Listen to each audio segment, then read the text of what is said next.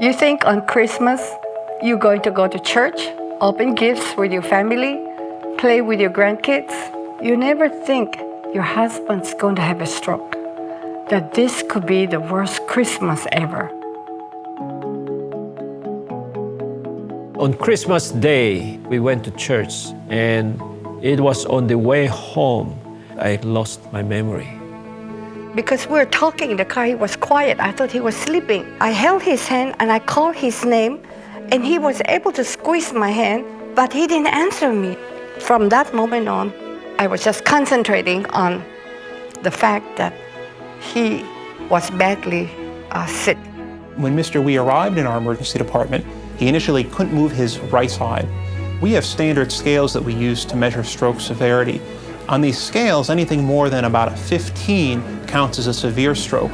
He scored a 29. My dad looked at me and seemed to recognize me, but he was not speaking. We understood that this level of a stroke could mean permanent debilitation in a nursing home with a feeding tube for the rest of his life.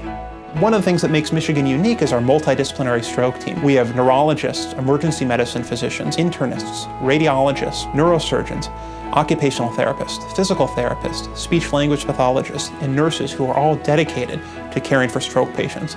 We have medicines like TPA, a clot-busting medication available, but you can only give it soon after the onset of symptoms. The TPA was immediately administered. Every second, every minute counts. In Mr. Wee's case, we were able to treat him within 20 minutes, which is really remarkable. The day after he came in, he could move his right side again. He could speak. He was even walking. We sent him home the next day. It was like watching someone come back from the dead. We were hopeful for a very good outcome, but I don't think we ever expected him to make as full of recovery as he has. I was very surprised when I came through the door with my husband and my son to see 8 grandchildren jumping up and down.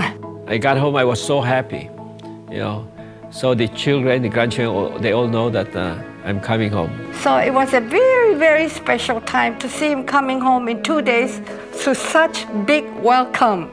Here was a man who had just retired and was planning to travel and visit his family all across the country and internationally. We really gave him another shot at his retirement, another shot at having the life he wants. His friends didn't even realize that he had a stroke. This was the best Christmas ever for me, ever. To see that we were all together with him sitting here, enjoying everybody opening presents. So we had the very best Christmas.